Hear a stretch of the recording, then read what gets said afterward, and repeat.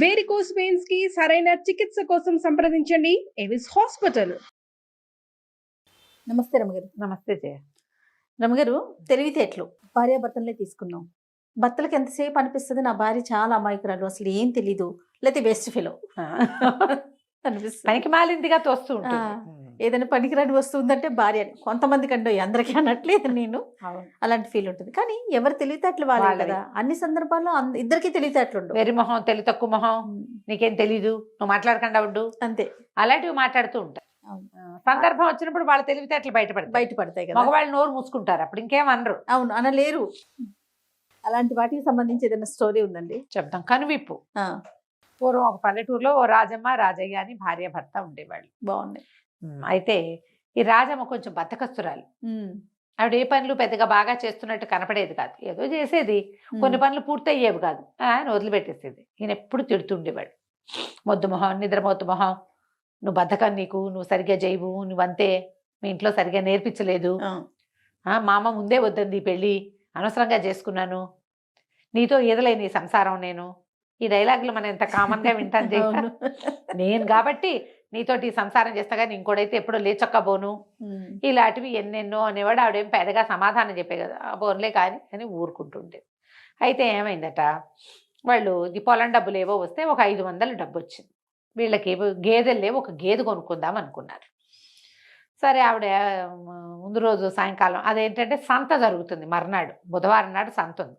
మంగళవారం రాత్రిపూటే ఇతను బయలుదేరి వెళ్ళి నడిచి వెళ్ళాలి. తెల్లవారుజాము నుంచే సంతలు మొదలవుతాయి. అందుకని ఏమన్నాడు, సాయంకాలమే 1 గంట 2 కొనుక్కులు తీసి లేచి, ఏమే అన్నాడు, పైలామ నిద్రపోతుంది. అప్పటికి మొదలు పెట్టావా నిద్ర అని తిట్టాడు. అక్కడి నుంచి ఏమన్నాడు, 500 ఉన్నాయి, ఏం చేయను, 200 నుంచి 300 పట్టుకెళ్ళమన్నావా అన్నాడు. ఆవిడ సరే ఏదో ఊరుకుంది, మాట్లాడలేదు.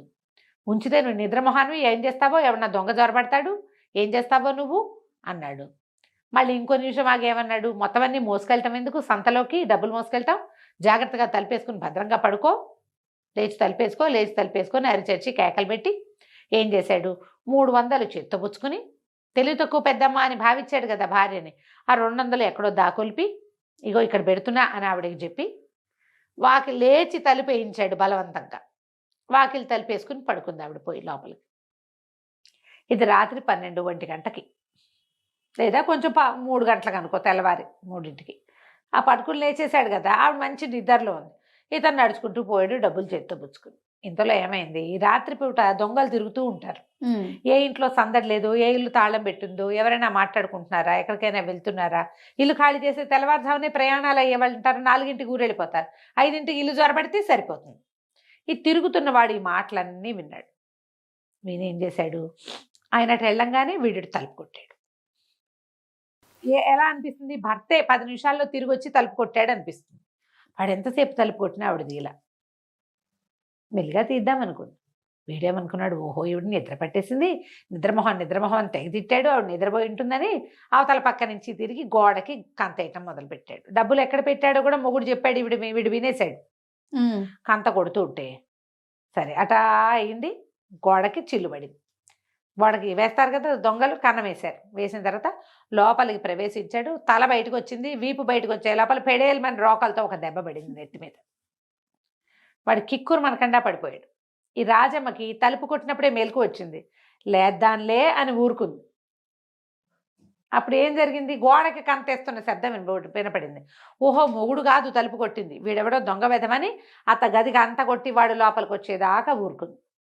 రోకలు పెట్టి ఒక్క పెట్టి వాడిని ఈడ్చుకుపోయి అక్కడి నుంచి బయటకు వచ్చేసాడు. వీపు దాకా వచ్చేసాడు కదా, ఈడ్చుకెళ్ళి ఒక గదిలో పెట్టి తాళం వేసింది.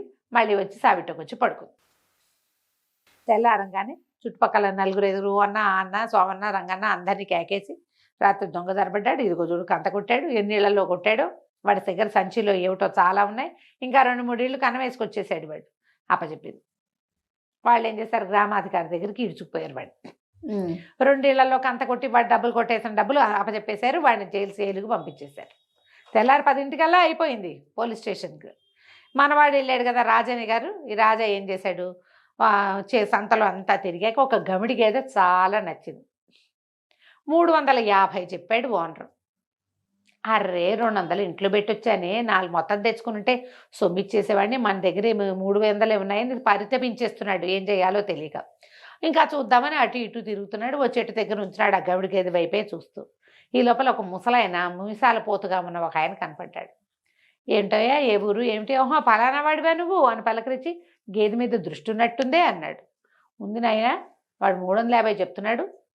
300 ఉన్నాయి అంటే ఈయనేం చెప్పాడు ఆ ముసలాయన, ఆ గేదె నాదేరా, వాడికి బాకీ పడి అమ్ముకోమని గేదెని అప్పచెప్పాను. 300 నాకు ఓకే,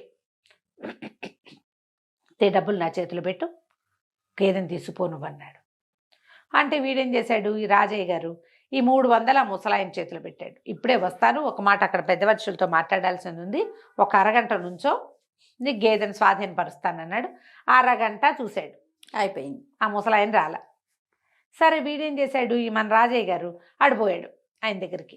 గేదెని ఇచ్చేసి డబ్బులు ఇచ్చేసాను అన్నాడు. నాకు ఎక్కడ ఇచ్చావు నువ్వు అన్నాడు ఆయన. అదేమిటి ఈ గేదె ఓనర్కే ఇచ్చాను, ముసలాయన మీసాలు పోతూ నాకు కనపడ్డాడు, ఆ గేదె ఆయనదేట కదా అనేసరికి ఆయనవాడు మధ్యలో ఈ గేదె దూడ పుట్టిందే మా ఇంట్లో, మా దగ్గర పెద్ద గవిడి గేదె ఉంది, దానికి పుట్టిన 4 దూడలు ఏటా అమ్ముతున్నాను, దాని దూడే ఇది మా ఇంట్లో పుట్టింది, నేను ఎటు వెళ్తే అటు వస్తుంది, వాడెవడికి నువ్వు డబ్బు ఇచ్చావా నాకు తెలీదు, డబ్బిస్తే గేదిస్తా అన్నాడు. ఇక సంతంతా తిరిగాడు రాజయ్య. ఆ మీసాల ముసలాయన కనపడవాడు. పెట్టుడు మీసాలేమో, మీసాలు తీసేసి జుట్టెగ దూకుంటే కుర్రాడైపోతాడు వాడు సినిమాలో లాగా. అంతే. ఎక్కడ గుర్తుపడతాడు? 300 పోయినాయని నాలుగు పిక్కుంటూ ఇంకేం చేయలేక సంత నుంచి ఇంటికి వచ్చాడు. వాకిట్లో కనపడిన పక్కింటి వాళ్ళు, నాయన బద్దకస్తురాలు అనుకున్నావు, రాజమ్మ ఎంత పని చేసిందిరా, దొంగను పట్టించింది, మరి శెట్టిగారి ఇంట్లో నుంచి 500 వరహాలు తెస్తే ఆయన 50 వరహాలు బహుమతి ఇచ్చాడు మీ ఆవిడికి అని ఆహాహా అని అంతా చెప్పుకున్నారు. లోపలికి వెళ్తే భార్య అంది, ఏ గొడ్డుని తోలుకొచ్చావయ్యా అంది.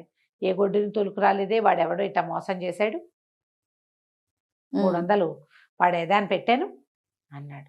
సరే పోనీలే ఏం చేస్తాం, మనది ప్రాప్తం లేదు, ఏదైనా చిన్న గొడ్డును చూసి కొనుక్కుందాం, ఏగో 50 కాసులు ఇచ్చాడు శెట్టిగారు అని డబ్బులు చూపించింది. ఆ తర్వాత ఎప్పుడు ఆయన నిద్రమొహం అనేవాడు కాదు పెళ్ళాన్ని. తను చాలా తెలివిగలవాడు, పప్పులో కాలేసాడు. కాకపోతే జయ కథల్లో ఇలా జరుగుతాయి, కానీ పప్పులో కాలేసిన మగవాళ్ళు ఆడవాళ్ల పై చేతిని ఒప్పుకోరు అస్సలు. ఈ అమ్మాయి తెలివిగలతే నోటితో అనకపోయినా క్రియప్పుడు కూడా ఊరుకోరు తెలుసా. పాదేమైనా గుర్తు చేస్తే పోట్లాడతారు. తమది పై చెయ్యి కాకపోతే బతకలేని మగవాళ్లే ఎక్కువగా ఉంటారు కథల్లో. కాబట్టి ఇలాంటి చెప్తా వాళ్ళకి బుద్ధి వచ్చిందని. నిజంగా అయితే బుద్ధులు జ్ఞానాలు ఏం రావు, ఏదో తాత్కాలికంగా ఆ పూట ఊరుకుంటారు అంతే. మళ్ళీ మామూలే కంచికి మనం ఇంటికి. నమస్తే. నమస్తే జయ. సుమన్ టీవీలో మీ పర్సనల్ అండ్ బిజినెస్ ప్రమోషన్స్ కోసం కింది నెంబర్కి కాంటాక్ట్ చేయండి.